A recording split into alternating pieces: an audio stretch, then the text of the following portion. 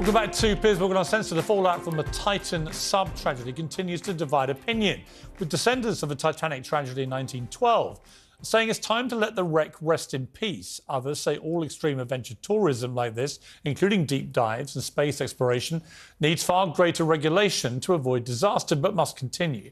Those on the other side of the debate, including Boris Johnson, argue that all goes against the spirit of adventure that inspires humanity to ever greater discoveries. Well, joining me to discuss this is Titanic historian Shelley Binder, whose great-grandmother and great-uncle both survived the ship's sinking in 1912, and by the biologist and television host Jeff Galwin, who is currently filming fishing in shark-infested waters and is no stranger to adventure and exploration. Well, thank you both for joining me.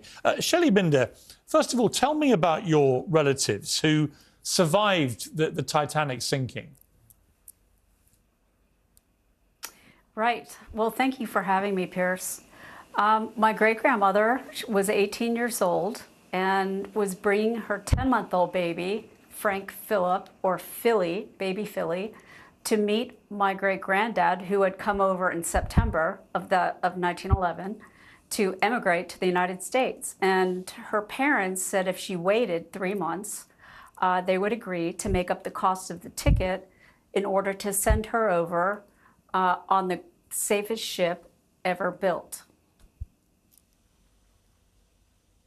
And that's how she ended up on the Titanic. Right, incredible. And your great uncle was also on board.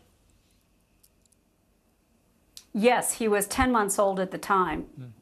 Correct. And right. They actually got separated in the sinking. So just to clarify, sorry, the great uncle was, of course, your great grandmother's child there. Is that what you're saying? Exactly, my grandmother's brother. And what then happened to both of them? On the Carpathia, my great-grandmother was despondent and wouldn't get off of a mattress lying down, and she thought her baby had been thrown overboard. And finally, after a couple of days, it was quite stormy on the Carpathia. It was a 4-day journey back to New York. After several days, they convinced her to go up when the weather broke to walk around the deck, which she did, and out of the corner of her eye, she saw a baby reaching his arms toward her. Of course, he knew that was his mother because he was still breastfeeding. And she said, "That's my baby." And the woman who was caring for him was an Italian lady who didn't speak much English.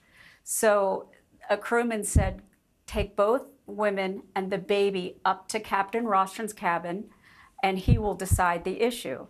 So Captain Rostron played King Solomon in deciding whose baby that was. Wow. And as bearing witness to this scene, were the 3 ladies that Captain Rostron had staying in his cabin. They were 3 ladies from first class from the Titanic who were all recent widows from the Titanic: Madeline Astor, Marion Thayer, and Mrs. Widener. And so these 3 ladies were witness to this Solomon moment that he had. And of course, she identified some birthmarks that the baby had. And so he gave the baby to her. And Madeline Astor then said, "Oh, your baby looks cold," and took off her scarf and wrapped it around my great uncle and gave her a $5 gold piece. Amazing. What an incredible story. So then let's come full circle to what happened last week, the tragic events of this submersible. What is your view about wealthy people paying $250,000 to go down to the wreck of the Titanic, where your relatives had this miraculous survival? I do send my condolences first and foremost to all 5 of the gentlemen who lost their lives on that submersible, and to OceanGate, who is suffering as well through this. I've talked to many of my Titanic historian friends, and I've also spoken to other descendants of Titanic survivors, and also descendants of people whose family members did not live.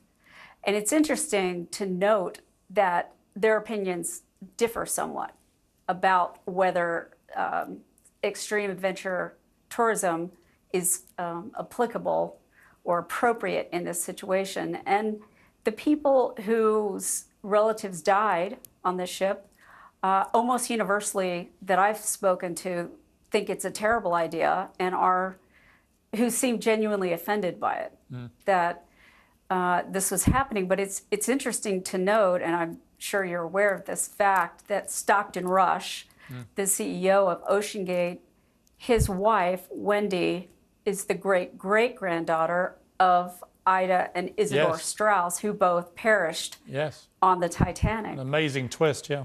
So that's an interesting coincidence. Yeah, a very amazing twist. So I'm assuming by that she didn't have any problem with it. Well, I guess we don't. We don't know that. Died. Yeah, I mean, Jeff, it's a complicated one, isn't it? Because it's had a lot of backlash. I personally think, and I've said this pretty vocally the last week, that I think that what makes this world great are people doing extraordinary things like, these kind of adventures, exploration, history seeking, and so on. There are others who say it's just a ridiculous thing for very rich people to be abusing the ocean in this way. Where do you sit with it? Well, it's interesting, Piers. It's, human beings, we are hardwired to be explorers.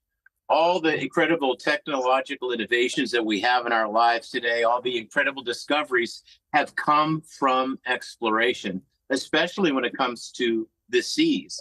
But I'm in my boat right now, and I'm actually commercial fishing, taking a break to speak with you guys. And I have a responsibility. I have to follow the laws and the regulations of the sea, or I can be held accountable. If someone's on my boat right now and they get injured, it's going to be my fault. So I think it's almost apples and oranges. Yes, it's wonderful to explore and discover and share that with humanity. And with something as sacred as the Titanic, you need to do it with an incredible amount of reverence and respect, and hopefully some enlightenment learning. But if you go there haphazardly and expose yourself to jeopardy, there can be the ultimate price to pay for that. And we may have seen that with this vessel. Right. With this submersible. Right. Shelley, I heard that your great-grandmother was so traumatized by what had happened to her that she never really recovered, and that she would never get past the sound of people dying in the water and screaming out. Yes, she went on Robert Ripley's radio show in 1939, and she spoke about that. And she also spoke to my father in 1960 and was quite upset and pulled him aside and said that she could never get that out of her thoughts, out of her head, the sound of 1,496 people struggling and dying in the water. Of course, it was extremely painful because the water was about 27 degrees, and it felt like knives being thrust into you. So most people, the majority of people did not drown, but they froze to death, and it was a horrific thing, and she could never really get past that. In fact, she spent 11 months in and out of a hospital trying to gather herself with what she describes as a nervous collapse. And of course, 11 months after the accident, my grandmother was born. Right. So. I mean, of course, there's this horrible irony that these people who paid the money to go down on the submersible to see the wreckage of this iconic ship, they themselves suffered a horrendous death. I mean, we can only hope and pray it was as instant as the experts believe it probably was, but a horrible irony nonetheless. Thank you both very much indeed for joining me. Shelley and Jeff, I really appreciate it. Thank you.